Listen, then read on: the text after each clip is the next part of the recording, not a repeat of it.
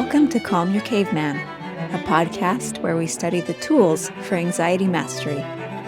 I'm your host, Dr. Adriana Jarvis Twitchell, a specialist in anxiety mastery strategies.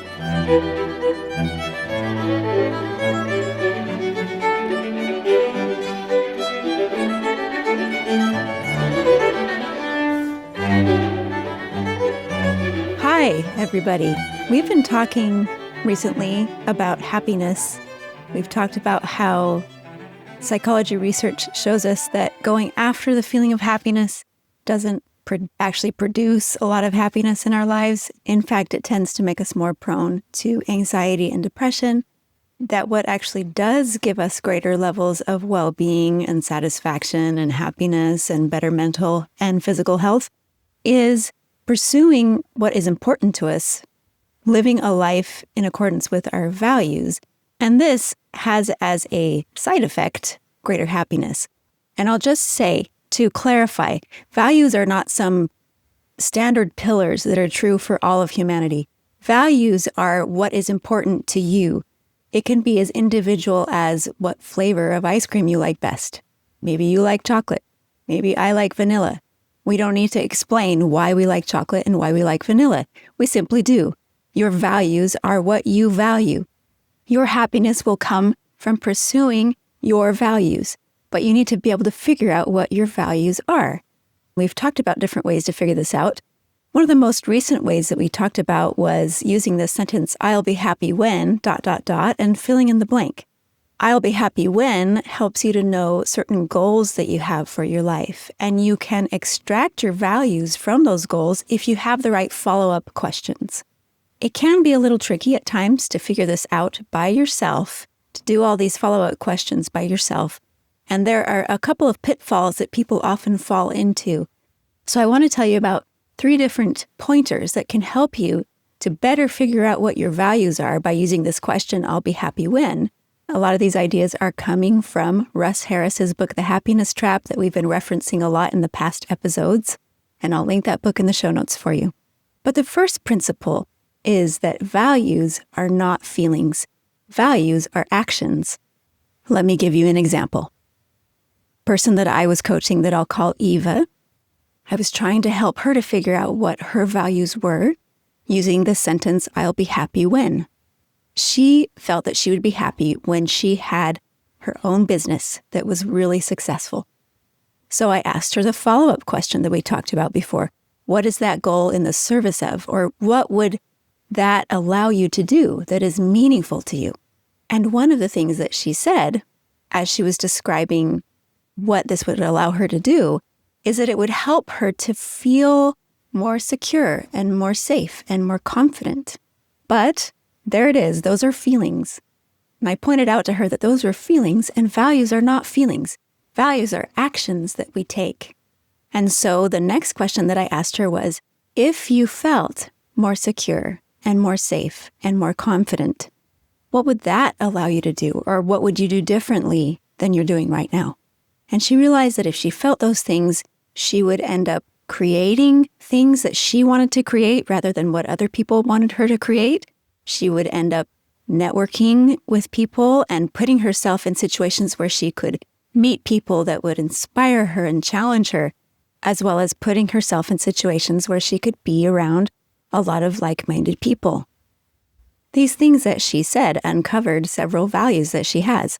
We realized that it's important to her to create things that come from within her, that don't come mandated from outside, that it's important to be continually growing and challenge herself. It's important to her to expose herself to people that inspire growth and challenge in her, and also to connect deeply with these people, not just superficially. So once we uncovered those values, then we could work on how to help her move in the direction of those values. But can you see how we went from her feeling answers to the action answers? She wanted to feel more secure and safe and confident, but that was not the value. We hadn't arrived there yet because values are not feelings. Values are actions. Often when we start to answer this question about what would this particular goal that we want allow us to do, we end up answering it in a way that is a feeling that we want to feel a certain way, but we have to get beyond that feeling to the actions that we would do if we already felt that way. So values are not feelings, values are actions. The second pointer is that values are not things that dead people can do. Let me illustrate. Someone that I'll call David, I was asking him to fill in the blank, I'll be happy when, so that he could uncover his values. He said he would be happy when he is financially independent and he doesn't have to work anymore. And so I asked him the follow-up question, what is that goal in the service of? What would that allow you to do? And one of the things that he said was it would allow him to be less stressed. And I pointed out to him that that is something a dead person can do. A dead person can definitely be less stressed than he is right now. So we haven't yet arrived at his values, because values are not things that dead people can do. Values are things that living people can do, actions that living people can take. So we had to keep searching and keep uncovering and ask the next question. And so I asked him, if you already felt less stressed, what would you do? What would you do different than what you're doing right now? What would that allow you to do? And some of the things that he came up with were that it would allow him to be more present in his life.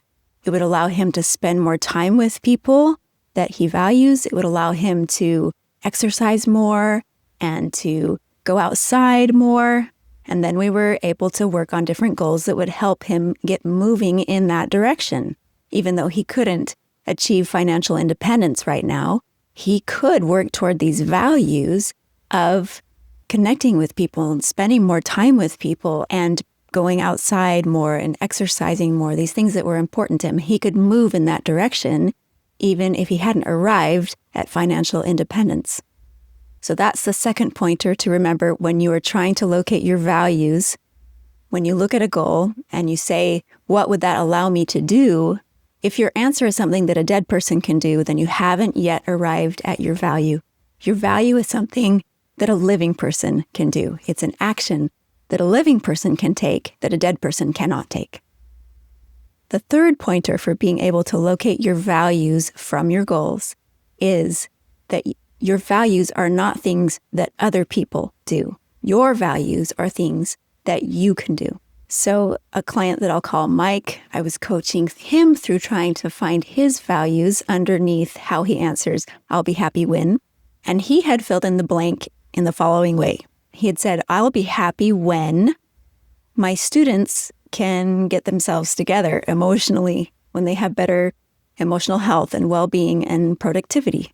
And so I pointed out to him, we haven't yet found your values because the way that you answered that question is something somebody else can do, something that his students can do. It's not something that he can do.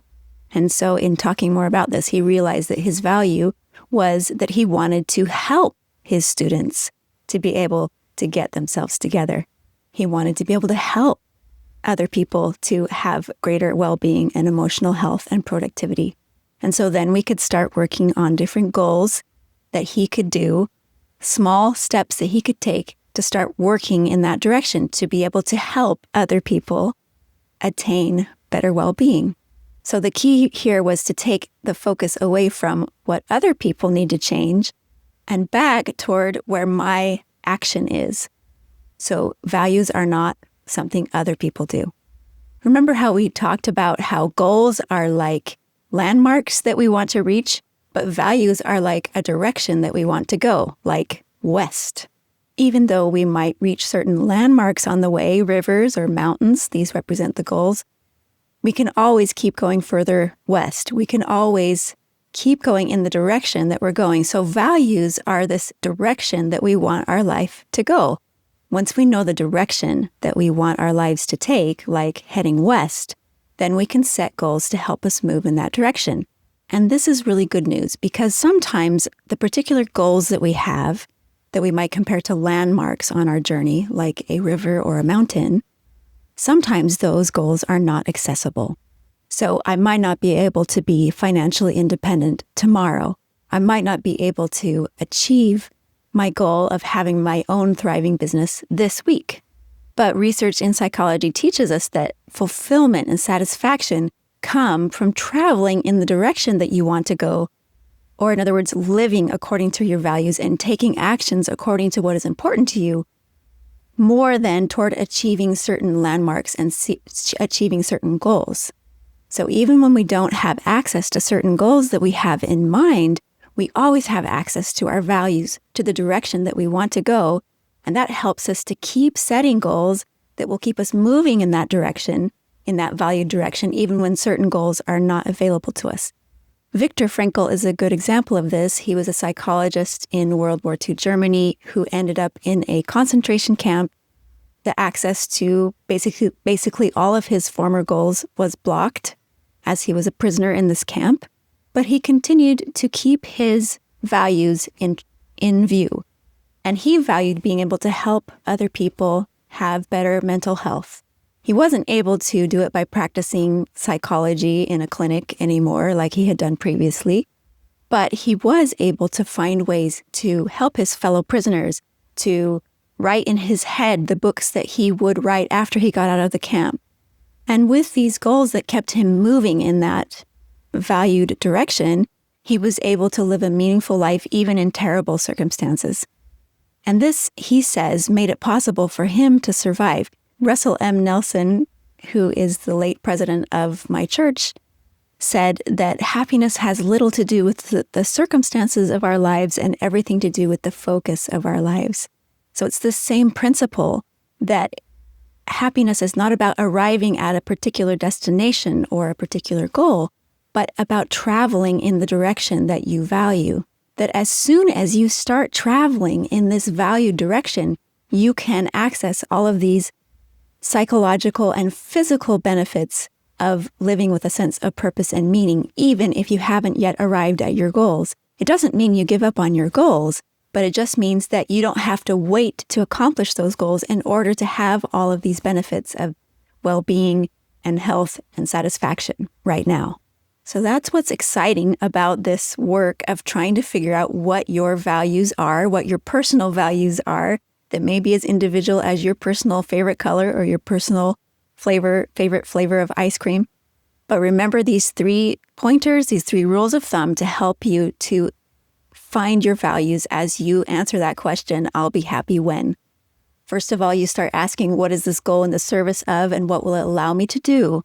But then also remember that values are not feelings, values are actions. Values are not things that dead people can do, they're things that living people can do. Values are not things that other people do, they're things that you do. So if you've checked all of those 3 boxes on your list and you have found an answer, then you have found what is important to you, the direction that you want your life to move in.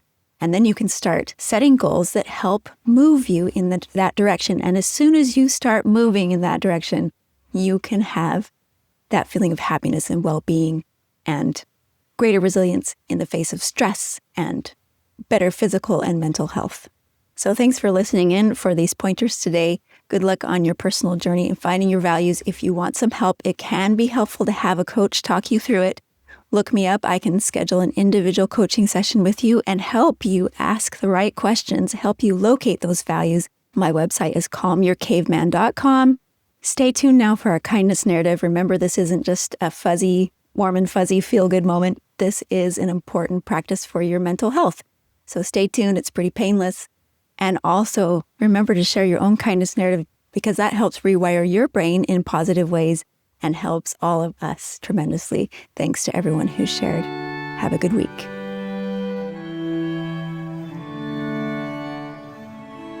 This experience happened many years ago, just after I had given birth to a baby girl. I had been serving as a volunteer singing leader for the children in our church congregation each Tuesday after school. Now that I had a new baby, I wasn't sure how I could continue. She was a happy baby, but would still need care during the course of an afternoon practice. I had no relatives nearby who could help take care of her while I was gone, and we didn't have enough money to hire someone every week.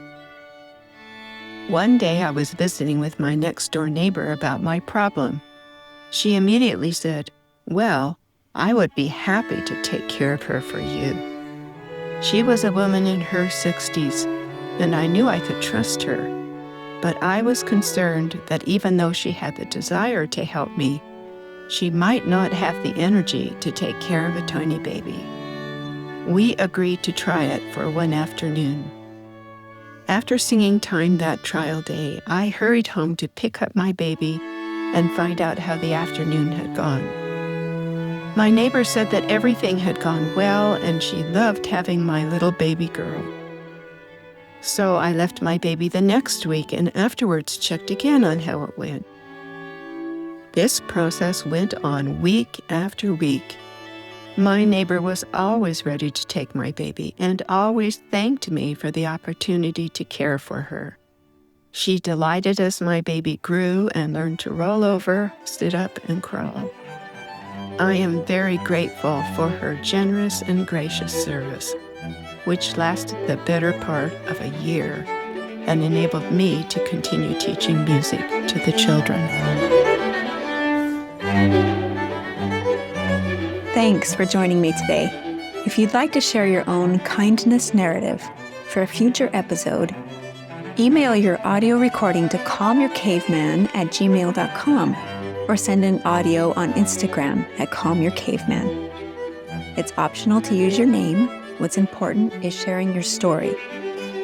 If you feel like you'd benefit from individual anxiety coaching, I do that too. You can look me up on my website, calmyourcaveman.com. If you'd like to support this podcast, you can do that by subscribing to Calm Your Caveman on YouTube and also on your favorite podcast platform. And if you want to help other people find this podcast, leaving a good review on Apple Podcasts or Spotify really helps. Thanks, and see you next time.